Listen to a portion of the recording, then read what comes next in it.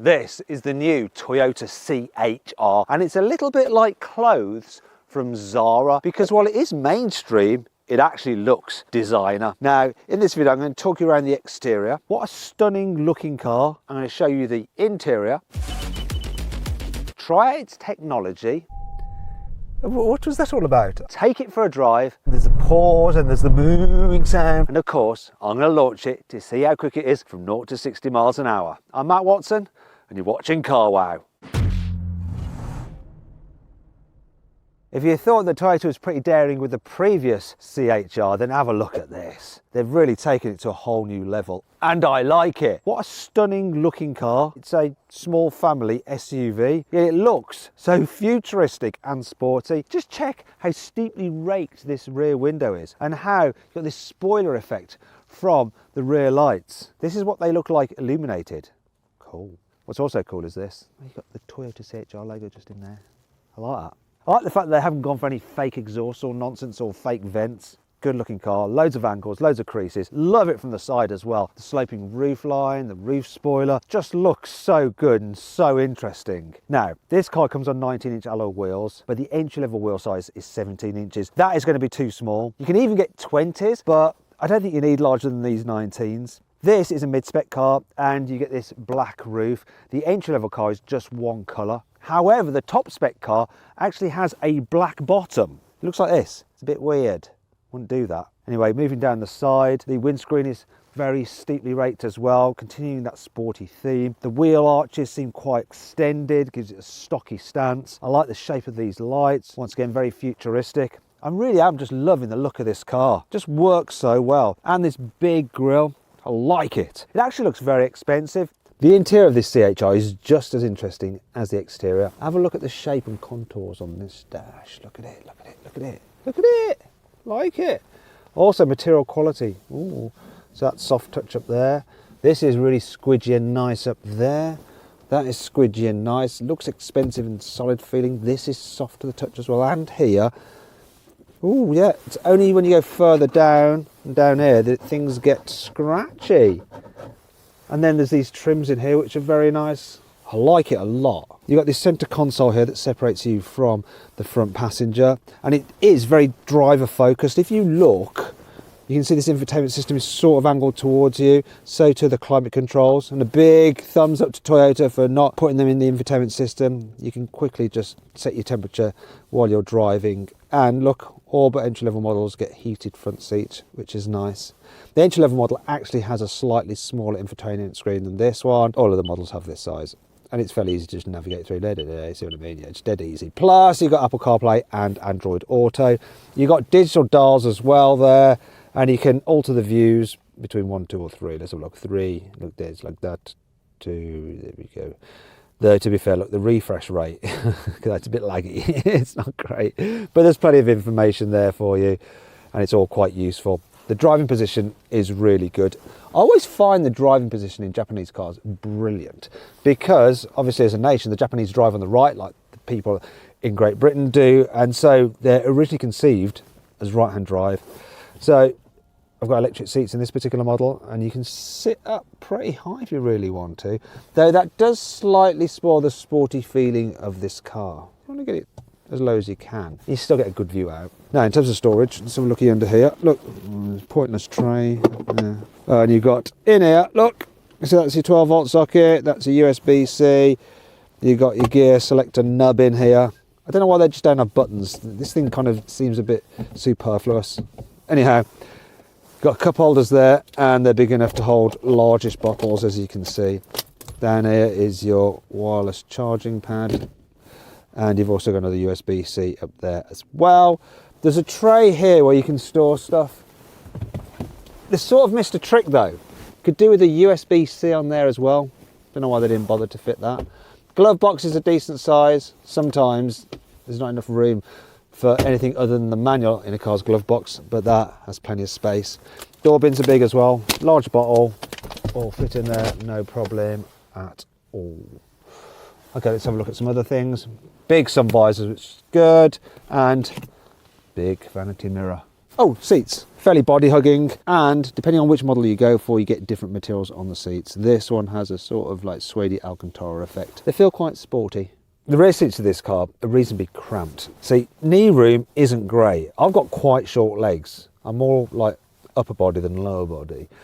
However, headroom's actually okay. It's better than the previous CHR. However, overall space in the back isn't as good as in a Volkswagen T-Roc. If you click on the pop-out banner up there, you should be able to watch my in-depth video review of that car. When it comes to carrying 3 in the back at once, it's not great. It really is a tight squeeze. And what happens is you push the 2 people in the outer seats closer to this curved roof line, and they'll end up like just brushing their heads against that. Another thing I've found is it's quite tricky to fit a child seat in this car, so you're gonna have to move that front passenger seat forward to be able to get it in the first place. And if you've got a bulky rear facing seat, you're gonna have to move it quite a way forward. It's not the most practical. It's also quite dark back here. Now, mid-spec and upwards get this glass roof as standard, but because it's got no blind, it's tinted, so it doesn't let as much light in as you might like. Same with these back windows, they're tinted on mid-spec and above, and they're quite small, so once again, it's quite dark in here. Thankfully, the rear windows do go all the way down, which is a good thing. What's not so good, though, is that you don't have any door bins. You do have a cup holder here. Where's my bottle? Oh, there it is. Right. And if you really push it in, you can fit a largish bottle in there. So I guess that's all right. I do like the way that this acts as an armrest though. That's quite nice. But you don't have a central armrest. None at all. And there's no through loading either. Let's check out the boot. The luggage capacity is 388 litres, which is pretty good for this kind of car. However, if you have the plug-in hybrid, because you've got like hybridiness underneath the boot floor, it reduces the luggage capacity to 310 litres. Not ideal. This isn't ideal either. Look, quite a big load lip to lift stuff over. So you've got to watch your back. You've got a whole heavy camera kit about. Thankfully, the boot doesn't have a massive bumper lip here, so you don't scratch the back of your car when you are lugging things in and out. Let's have a little look what features we have in here. Oh, look, somewhere to do some tying of things. Another place to do some tying of things. And some others over the other side. What about if you fold the seats down? Do they lie flat? I bet they'll lie flat, but you're going to have a big, yes, look, a big ridge. I knew it. I knew it. It's a real pain, that is actually, when you're trying to load items, then you want to push them to the front of the car because you're going to, oh, hopefully nothing in there can be broken. Shouldn't be. It's a Pelly case. They're designed to take that because we take them on planes. Oh, that was a bit annoying. And speaking of annoying, yes, okay, right. So look under here, you'll see there is no storage space for the parcel shelf. So when you haven't got it in place with the seats up and you need to load your car up, you're probably going to have to take it there like that. It might get crushed to put things on it. I suppose you might be able to put it behind the seats like that, but it's less than ideal. And that brings on to 5 annoying things about the Toyota CHR. This car likes to warn you of absolutely everything. For instance, when you press the brake, you get this little brake indicator just appearing here on the dash. It doesn't actually say how hard you're pressing the brake. That might be useful, I don't know. But it just says that you've pressed the brake. It's like, yeah, I know I've pressed the brake because I've pressed the brake. This car just wants to hurt you. So the way you have to open the door handles by rotating your hand like that can, after a while, give you repetitive strain injury in this tendon. It might do. What will definitely get you is this though. It's caught me out a number of times.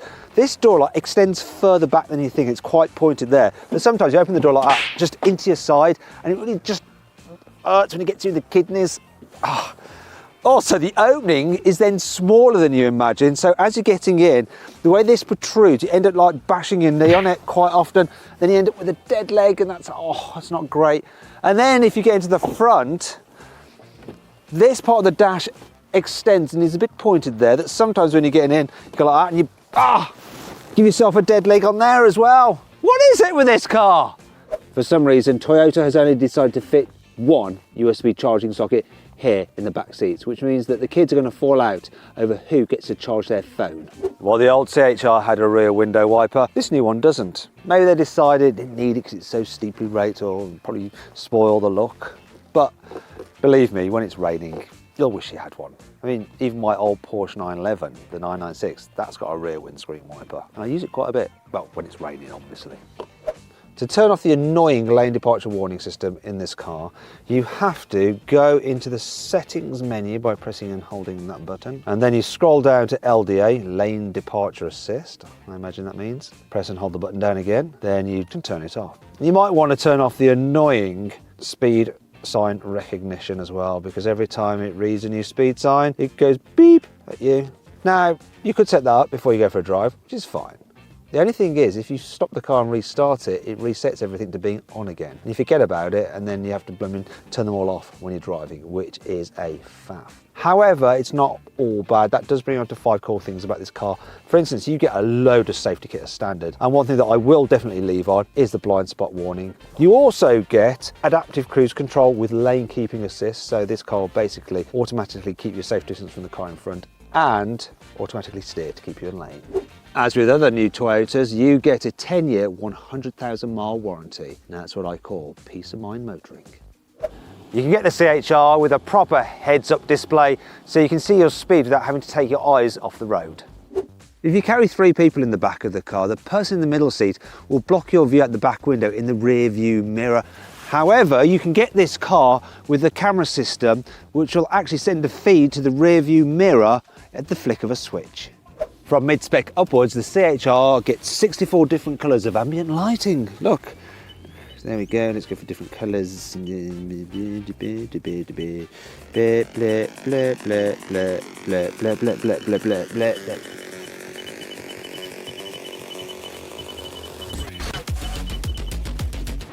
Broken it.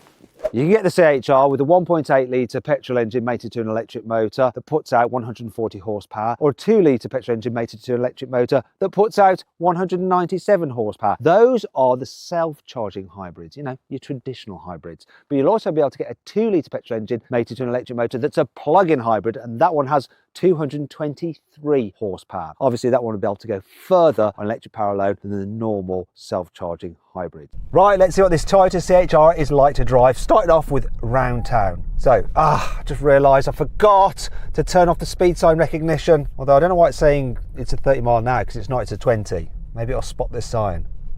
Spot the sign? No. Okay. Oh yeah, it did. There we go. Anyway, I'm going to do a U-turn. I'm going to press this button down here to get my surround view cameras up, because this car's turning circle, while okay at 11.6 metres, isn't great compared to some of its competitors, such as a Kia Niro, which has a turning circle of 10.6 metres. Quite a lot less, but having this whole camera system, which is very clear, really does help when manoeuvring. So too does the fact that the dash is quite low, so you get a great view forward. Now you do have quite a bit of a pillar there, but this little quarter light helps. What's not so good though is that rear pillar. While you've got a decent sized rear window, that blooming pillar there in the corner creates a massive blind spot when you're just like looking about out to try and manoeuvre or park or something, or when you're pulling out of those kind of filter junctions. Anyhow, let's get moving. Steering is nice and light, but one thing you might find surprising is that the suspension feels a little bit firmer than you might imagine for this kind of car. You think it's going to be all soft and squidgy, but it's actually quite poised and taut. Wait a minute, there's the beep again. Why does it think it's a 30? There's no 30 signs, it's a 20. What was that all about? Oh, it's telling me off for looking around and not keeping my eyes on the road ahead. Little sensors in there just monitoring your eyes, seeing where you're looking. Anyway, brakes, actually quite sharp, but not overly sharp. Sometimes with hybrids they can feel a bit grabby because the first part of the braking is like this regen effect, but here, very smooth, yet quite strong. Most of the time, this car will just poodle along in town in EV only mode, so long as you're very gentle with the accelerator. You give it even the slightest prod, then the internal combustion engine will kick in. Though, it's so smooth when it does that you barely recognise it. All you really sense is the fact that you get a little bit more speed and that green EV light goes off. Look, you wouldn't really know. It's quite quiet when you go at low speeds, though things do change when you go at slightly faster speeds, as I'll illustrate now. Here's what I'm talking about. You're at 40 miles an hour, you come to a dual carriageway, you need to overtake the car in front, so you want to accelerate all of a sudden. So I'm going to do it now. 3, 2, 1, floor the throttle.